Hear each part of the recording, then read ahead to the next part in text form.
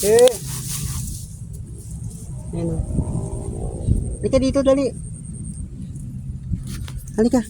Dali, dali. Guys, oh. Yan, si Shih Tzu. Halika dito, dali, dali. Kain ikaw.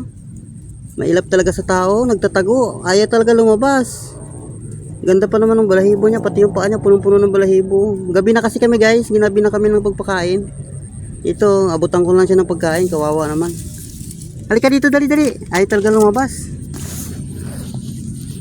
Ito, pagkain mo, ha. Ayan, pagkain, kain ikaw, ha.